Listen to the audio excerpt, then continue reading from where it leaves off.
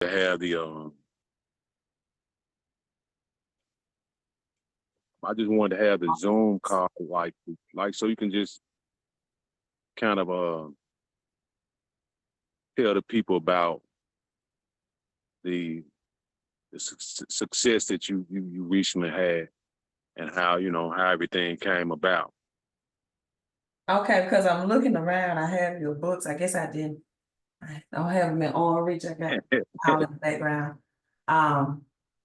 There, but of course, Navy Federal came. It was in September 2022. I received got summoned by Navy Federal concerning 2 credit cards debt that were $25,000 in.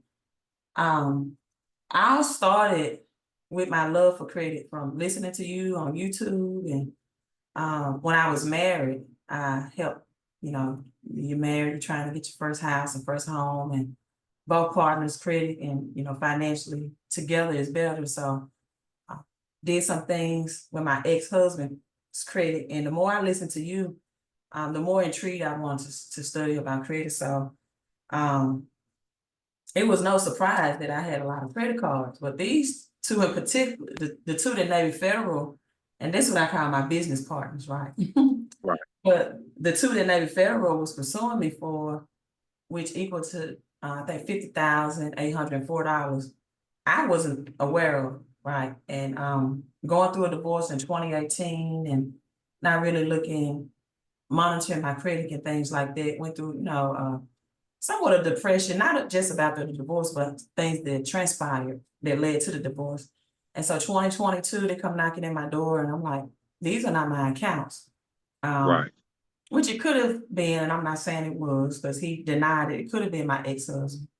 But he has not admitted to that, so I'm not just saying, but that it was him. Right. Yeah. For a year, probably, I responded to him, told him I'm not familiar with these accounts. I didn't hear anything back. I thought the situation was, done with, over with. The account was established, I think, in 2021. And so I'm from Mississippi. And in Mississippi, you have a 3-year like statute of limitation, yeah, where they can collect. And so I thought that 2024, from April 2021, that alone was enough for them not to have legal rights to pursue it. And so they come again this year of June, and I get reserved paperwork after not hearing anything from them in September 2022 with a court date this time. The court date was in July, and I emailed you the day before. I have to look and see exactly what date that was in July. I sent you an email. I looked on social media. Oh yeah, you did send me an email first. Yeah. Look, okay, it was June 2nd. And the subject line, I don't think you can see, it's blurred, but it says, "Please help me ASAP." I'm sweating, I am sweating. And I was like, "Please help me ASAP. I need your help as soon as possible." And I said, I attempted credit repair some years ago and was successful, but I stopped doing to my health and stress status. I even live streamed on YouTube channel about your books and knowledge. I was known then as the queen of credit. So I did have some familiarity with the credit laws, the Fair Credit Reporting Act and the Fair Debt Collections Practices Act. But I never had to try to defend myself in court. So this was a whole another level for me. I was not familiar with. And I said, I need your help. For me personally, Navy Federal attained a court date for me Tuesday, June 4th for credit card debt amounting in, I think I had the amount wrong earlier. So it's $50,436. I believe my ex-husband had these accounts. We are not communicating now, so I can't verify that. I have many credit cards, but these were not one. I obtained an attorney an attorney because I was summoned in September 2022, and I didn't hear from Navy Federal again until now. And then I went on about last year. I was diagnosed with cancer, and this happened in January. It was actually Friday the 13th of 2023, right? And so with my cancer, my divorce, I really wasn't on top of my credit like, I used to be. However, my credit report is showing that the last date of payment was April 27th, 2021, and that the account was open in April 2021 as well. The statute of limitations to collect debt in Mississippi is 3 years.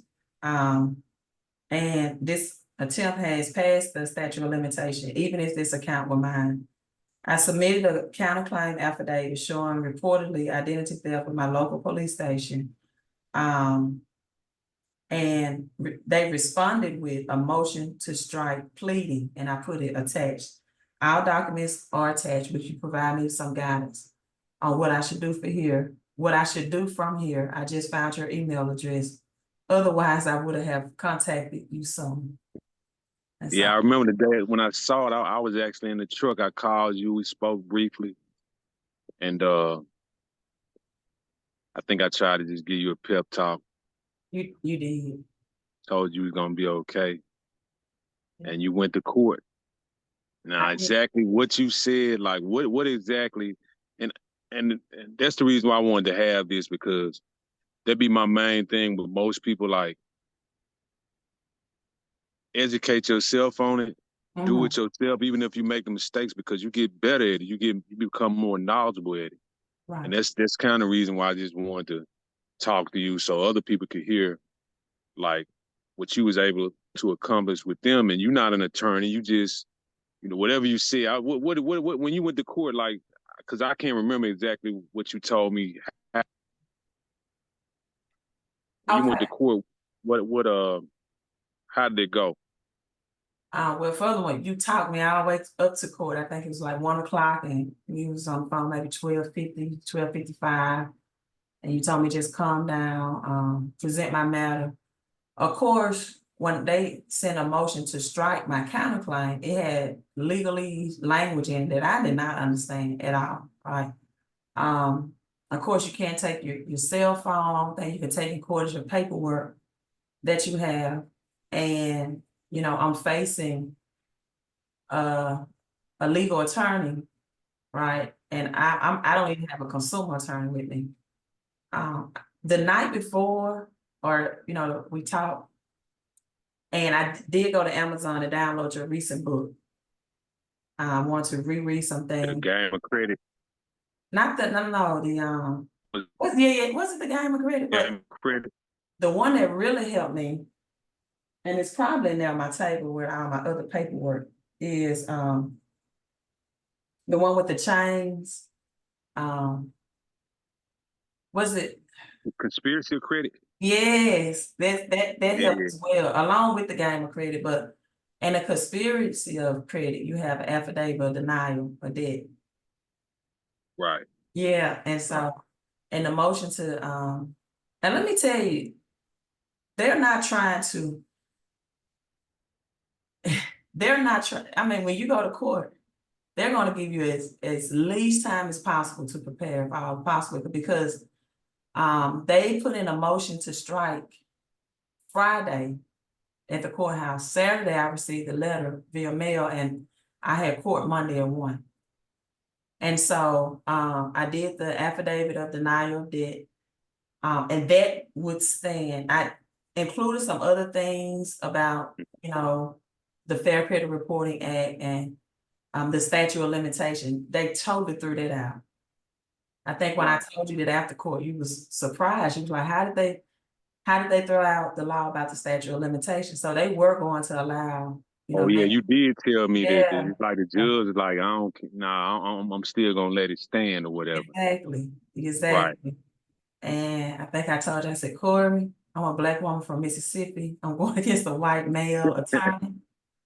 I'm not gonna win. And $50,436.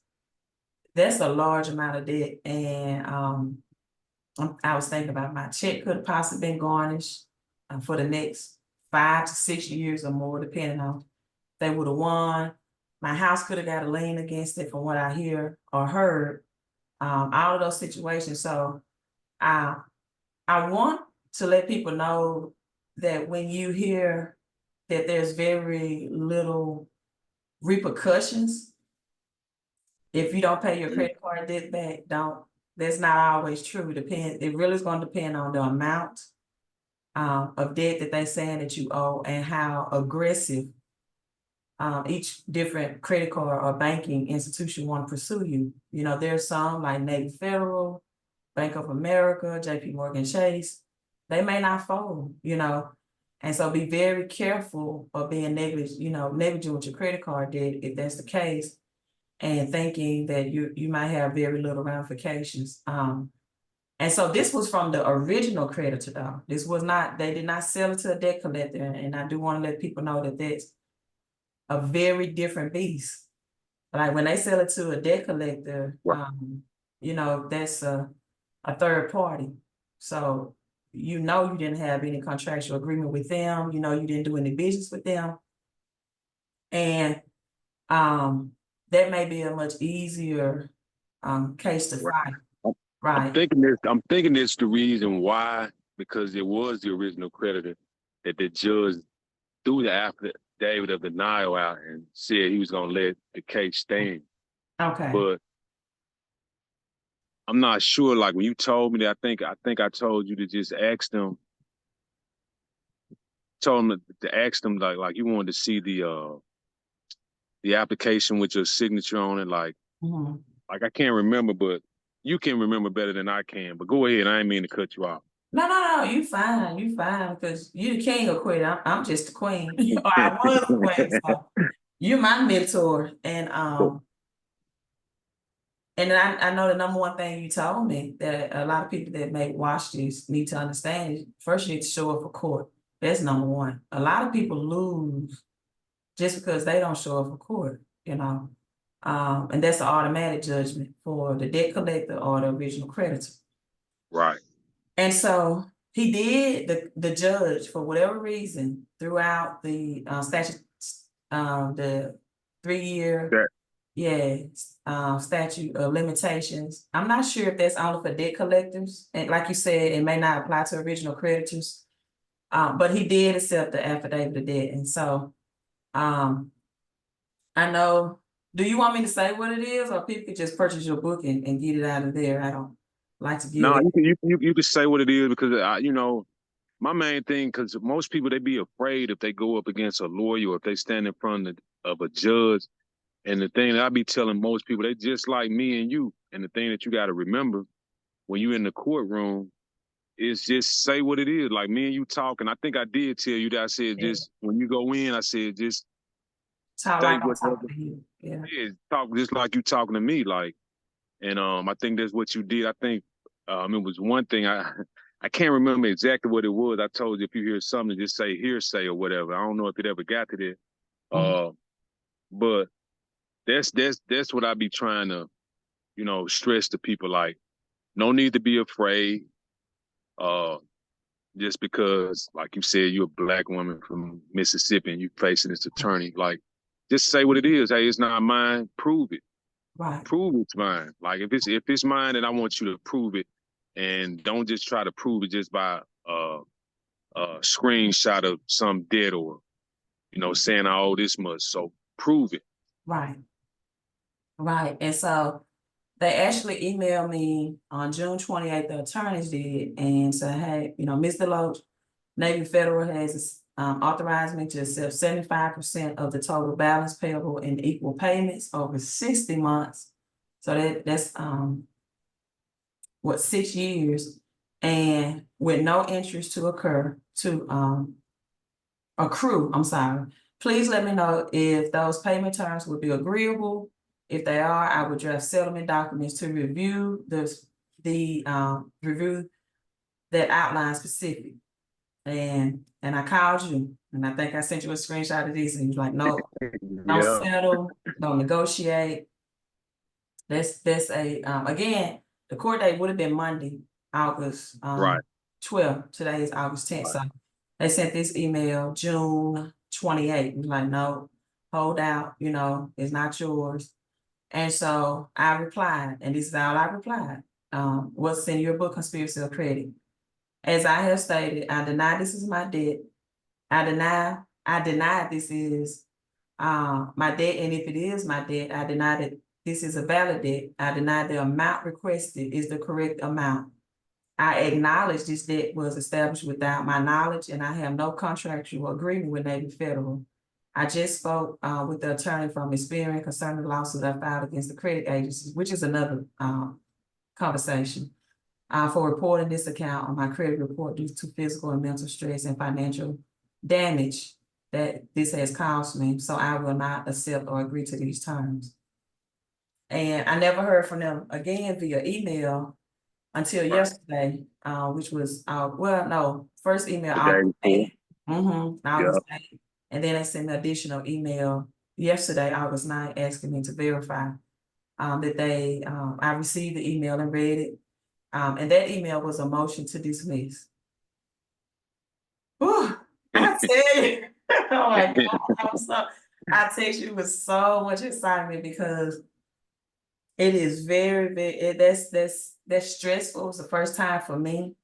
And my first time talking to you as well, I don't know if you remember, you told me, said, Tanya, this is a story that you can use to help other people, So just use this. You're gonna be fine, you're gonna make it through it. You gave me your own personal testimonies of you going to court, fighting creditors yourself and being successful. Yeah. I told you about the biggest fight I had was like back in 2013. They had me on the news, said I tried to rent a place, and I ain't go to court. I was like, fuck it. Right. And they got the judgment, and they tried to come back and do like a fraudulent conveyance and put like a $90,000 lien on one of my houses, right? A house that me and my family was actually living in at the time, man. And with a $90,000 lien, they could try to foreclose. Like they was gonna try to do to you if they would have got there, they could have tried to foreclose on wherever you live at to try to satisfy the debt. But we ended up going to a higher chancery court, and I did just what you did. I went in there, stated my case, laid out everything, and I won. I won, and but most people didn't see that because I never came back to say, hey, yeah, they won the first time, but they won the battle, but I won the war. So, and So when they won the first time, did you have to do a counterclaim for yourself, or how did that work? Nah, they completely won. They completely got the judgment because I always had this thing like, that was the first time in my life that I had ever been served, because I would never let nobody serve me. I was like, because if you can't serve me, you can't get a judgment because I'm not going to court. But when the news reached out to me, I said, okay, I'll meet the news reporter, you know what I'm saying? But they set me up. I went and met the news reporter. He was in cahoots with the people that was, trying to get out the lease.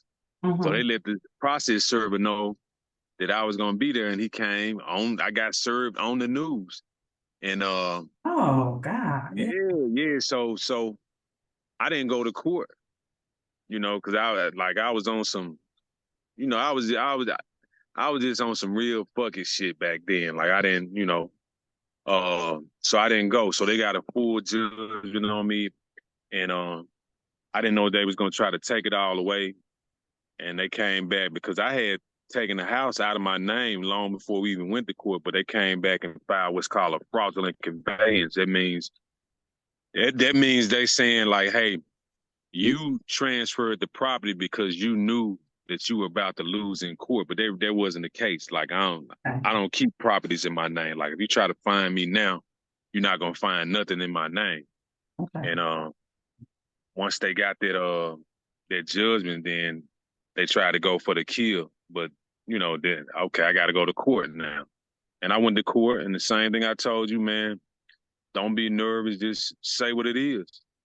You know, just saying you did. Well, You let me know, ask you this. Is it possible to transfer um a house out of your name before it's completely paid off, the deed into another name before it's completely zeroed out? yeah, See, I didn't yeah, know that. Someone told me in yeah. order to transfer a deed, your mortgage must be paid in full. Nah, that's not true. Okay. That's not true. Like I done had plenty of houses with mortgages on it, Mm-hmm. I do I transfer the deed. You know, so that's definitely not true. Whoever told you that, Okay. you know, all you're doing is a quick claim deed. Mm-hmm. You know, I Okay. done listen. I've had credit investors. Mm-hmm. I have bought the house in their name and then quick claimed it over to my company, but the Oh, mortgage was still in their name. right. You know what I'm saying? Gotcha. So even once you do that, they no longer own the house. Like Mm-hmm. they can't. The only person that could sell the house, like if it was in, like if I got the mortgage in their name and I quick claim the deed over to my name or my company name, they can't come back and say, "Hey, I want to sell this house." Mm-hmm. I can sell the house because I'm on the deed. So that's not true. That's Okay. not true. Okay. And that includes even a business corporation. Like if When you you say like your when you deed, if say you want to change it from a personal entity's name to like a LLC or S if corp, you is want to that quick claim it over to like a LLC, right? Right. yeah, you could do Oh, that. okay. I've done that. Wow. I didn't know. I used to buy houses like I used to get money from a hard money lender. So Okay. I buy like 4 or 5 houses at a time. And then I would quick claim the house over to my property management company. And Wow. you know, I still had a mortgage on it. So Okay. yeah, that's not true. But, you know, I'm gonna do you one better. Like Mm-hmm. I never like, because I know, you know, you trying to fight back, you know, you got a good win with Navy Federal, you know, by them dismissing. I'm glad you know, because I know at times like he probably like, man, I don't think none of this gonna work. But it's still certain things that I know for a fact Mm-hmm. work with credit that I don't put on the internet. You know, I don't like. There like people got like this thing called like where they can sweep the credit and they get on the internet and they tell everybody. And I learned like from the past with the police report and all that, like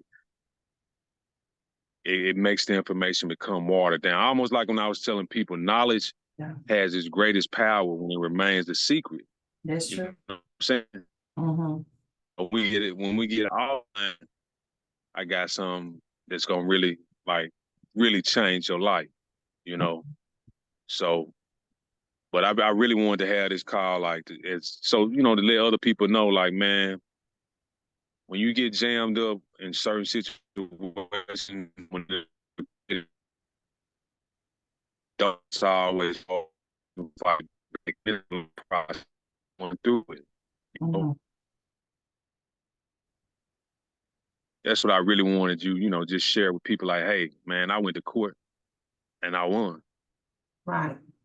And when I first was summoned in September 2022, I went to a bankruptcy attorney. They don't know the credit laws. I didn't have a consumer attorney locally, where I Right. live, in Mississippi. So my next best thing was a bankruptcy attorney. But however, the way the bankruptcy attorney responded via letter, it did hold them off until June of this year. I think Navy Federal was aware of the statute of limitations, and so they wanted to, go ahead and try to get it in as soon as possible. At that deadline. But I do I will tell people that it does help tremendously to have some letter backing behind you as well. Because that bankruptcy attorney, again, it did hold it off for 2021, that response letter.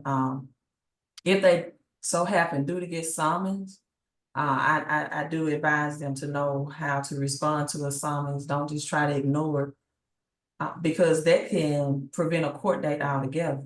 I had a debt collector to try to collect from me, and this was a whole different beast. Or it wasn't as difficult, but because I responded to the debt collector under the Fair Debt Collections Practices Act, Right. they never even got a court date. They couldn't even get a court date. And I want people to know that the Fair Debt Collections Practices Act is for debt collectors, and the Fair Credit Reporting Act is for creditors and bankers, the original creditors. That's something that I haven't heard anybody Talk about. talk about on YouTube. And I've heard you say before, I want you to elaborate on this. Because validation and verification, those terms are sometimes used interchangeably, and they are very different. And I think, if I'm not mistaken, you said never asked to validate the debt. Did you say never asked to validate the debt, or never asked to verify? Said never asked to validate, because I said they can validate. Right. Because look, now this something that, remember you I don't know, you were at the courthouse that day. You said, I want to sue. You said, I want to sue the credit bureaus. Remember you told me that? Yes, yeah. And I told you, I said, you can do it. I said,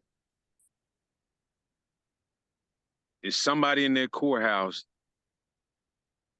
that you can ask, like, how do I file a lawsuit against the credit bureau? I don't know how that actually went. Like, I don't know what you actually did that day. I'll let you say, like, what you actually did that day after we had that conversation. Because I actually have a court date for them next Thursday at August 15th with against TransUnion, Equifax, Experian. And you didn't use a consumer attorney. You actually filed it yourself, right? I filed it myself. Right. Right. Right. The amount that you file for, like if it's over $3,000, and that's in Mississippi, every small claims court is different.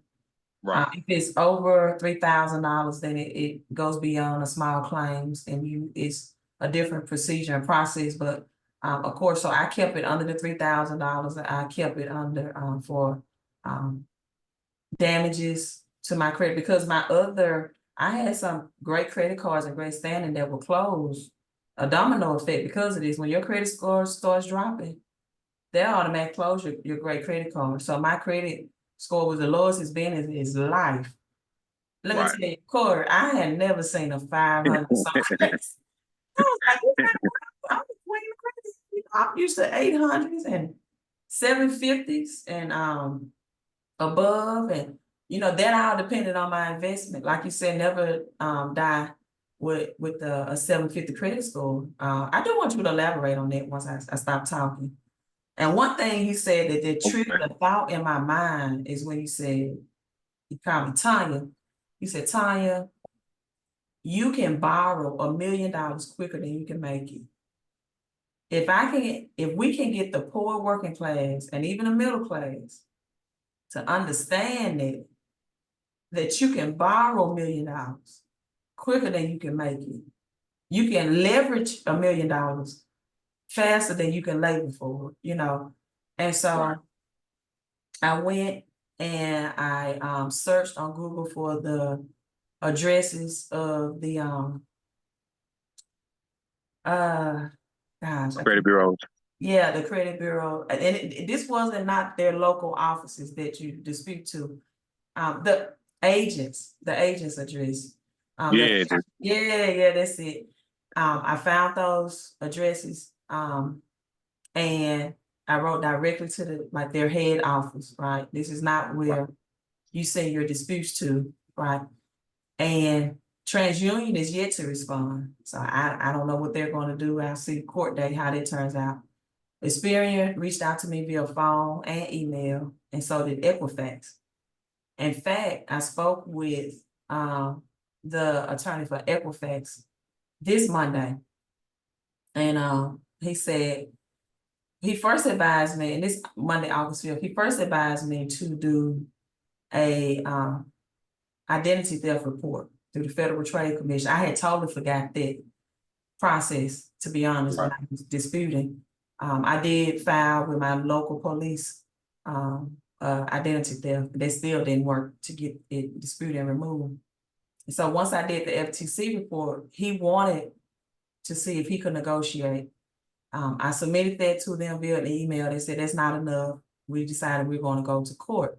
So through this conversation, he told me, he said, well, you're taking us to court. You're the plaintiff, we're the defendant.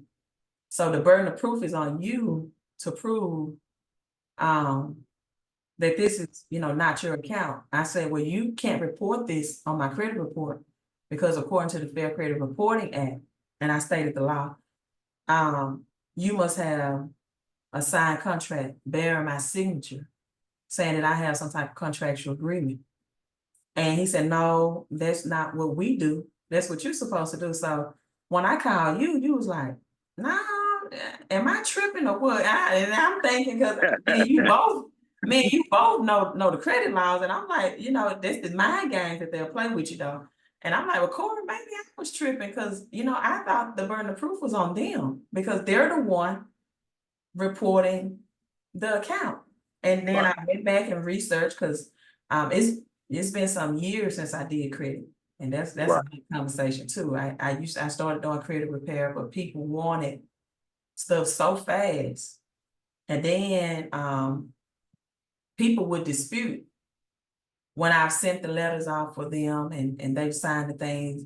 And then after the account maybe got deleted, they want to dispute and get their money back. So I'm like, you know what? Sometimes, Corey, helping people with low credit is low energy too. Yeah. Because they would try to scam out of everything. And then they'll say credit repair is a scam, but they'll scam you too if you fix their credit. Then they'll try to dispute and get their money back and everything. So I found the registered agent, addresses, wrote to them, went to my small claims. I think it was like $100. So a total of $300 for Equifax, TransUnion, Experian. And with that being said, oh, this is my daughter. Wrote a statement about 5 lines of what my claims are for, and that they are reporting an inaccurate account on my credit that has damaged my credit and my mental and emotional stress. Again, I put the Fair Credit Reporting Act laws on there that you can, sue up to $1,000 for this, $1,000 for that. Right. And that court date is next Thursday. So. No doubt. Okay. But you filed it. Man, the big thing is you filed it for yourself, and you now you can do it. Like you don't need an attorney, and there might be a help to other people that think they can't do it. Right. Just got to ask questions. As far as me, when I said like don't die with a 750 credit score, I had made a video a few days ago about credit is the most valuable to you when you're young. Like that's when credit, like you can utilize it the most when you're young because you're trying to make things happen. Right. You're trying to put your life in order. You're trying to, buy your dream home and build your business and all of that. And I said, by the time you start moving into the second half or the third quarter of your life, credit at that point, it shouldn't be as important as it was when you were younger. Like meaning like when banks offer me or my wife things, they not offering us things like based off our credit. They're offering things based off our assets, like what they see. Right. So now, like, the credit is not as important, you know, because that's what they making us offers off of. Right. Like, especially when you're trying to just do big things as opposed to like, let me get a credit card to buy something that's not going to bring me anything. It's not going to bring me a return on my money where I'm making money while I sleep. Because that's my main goal with everything, is to invest in something that's going to make money while I sleep, or it's just some passive income. Right. And that's how you find yourself being financially stable. Like, you put one thing in place. Okay, man, this generates me 3,000 a month. You know it's gonna come every month. Now you do something else. Oh, this brings me 5,000 a month. So now I'm at 8,000 a month that I know gonna come every month. And you just keep building from that place. That came about, don't die with a 750 credit score, because I watched my mainly my two grandmothers. They were always so tight with their credit, didn't really want to use it or anything like that. And they both died. Wow. They died with great credit scores, but they were still poor. You know, like one of my grandmothers, like, I used to pay her light bill a few times here and there. So that's where that little saying came from. Don't die with a 750 credit score. But like, when you're young and you hustling, like, utilize, and you just try to acquire assets, because the older you get, if you play the game right, that's when that's gonna be the most important thing to you. You gotta think about it, like, the real people that rich. You think people want to loan them money based off their credit? Right. Nah. Like, they can if they got assets, if they credit of 500, they can still go in the bank and get something. So, well, I'm glad you told me that, because I'm in the process of rebuilding mine right now, but I do have assets. Yeah. yes, yeah, I know you told me you had, some things that you can, you know, flip or liquidate, Right. So that's basically what I'm saying. How you got that, what you told me about. That's what I mean. That's the asset. Like, you can get some bread off there and then build from there. Yeah. So, but yeah, I wanted to do this call. You know, just as I said, you can be an inspiration to somebody else out there that Right. might be in a similar situation that you were in. Like, hey, just don't settle. You just got to fight these people back. And let me say this while I'm on here, because I was gonna say this anyway. I was gonna make a video about this, like, because somebody somebody sent me a video like at 3 o'clock in the morning. One of my homeboys, he texts me a video. This guy, he got a real big following on YouTube. He made a video about a little known practice right now, and it made me so mad, because I'm like, man, listen, for people like that, everything is not for the internet. Everything is not for the internet when it's something that you can do to help yourself or help other people. That information have to be held tight. Right. Because when you start to, like I said, when you start to put that information out there, like, we ain't the only ones on the internet. The banks, the credit bureaus, the debt collectors, everybody's on the internet. So everything's not for the fucking internet. Right. And it go back to my saying, like, knowledge has its greatest power when it remains a secret. Exactly. So some stuff you got to keep secret. That's why they don't teach it at schools. Yeah, so but we yeah, that's why they don't give people a head start and teach this stuff in schools. They don't teach you about creating your money.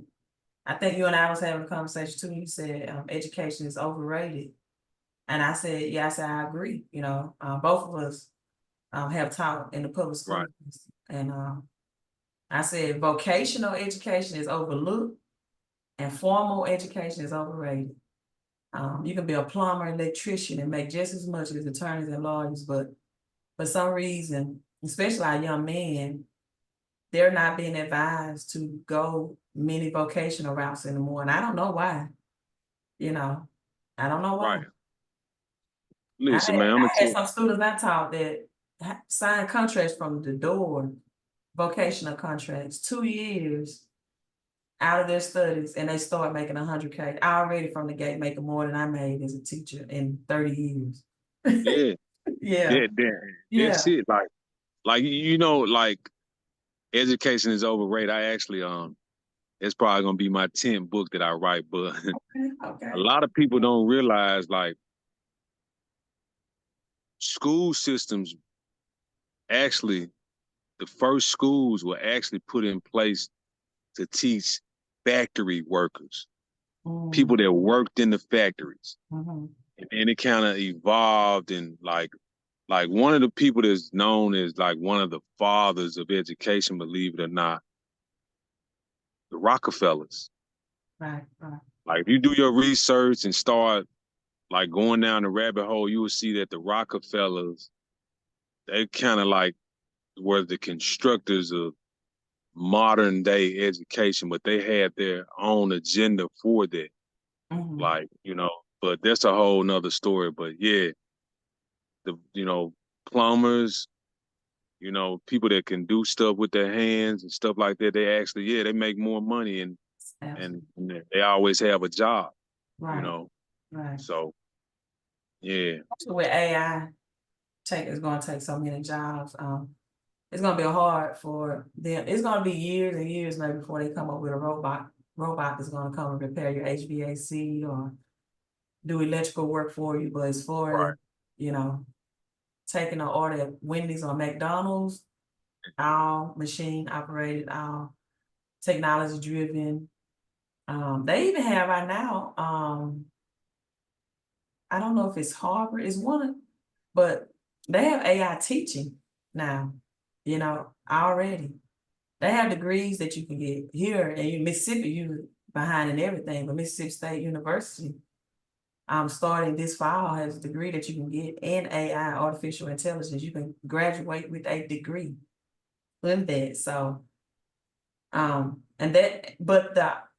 this is what's amazing to me, Corey. I think the Fair Credit Reporting Act laws was created when you actually did sign contractual agreements, right?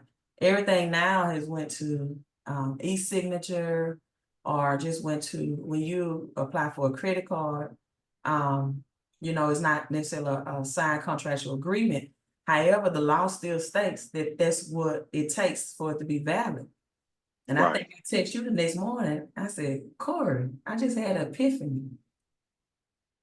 If they have no signed contractual agreement, and so the most people sign now contractual agreement is on your mortgage and on a vehicle. Right. And so I hope people watching got that, what I just said. They did. They're going to have to talk to us in private. No, right. Right. You can talk to us, book us in private. We'll explain it. Yeah. Yeah, but I wanted to. We're gonna have to do this again. Sure. After you win the other stuff, I we'll have love to come back again. Yeah. But yeah, I'm glad you did this call with me. I'm gonna call when we get off. I'm gonna call you in about 30 minutes because I got something I want to tell you. Okay. All right. Love it. All right. Thank you I so hope much. this helps some people. So I It appreciate better. you. It better. King of Crypto. Thank you so much. Thank you so much. All right. All right. I'll Thank talk you. to you Salute. later. We'll talk. Salute.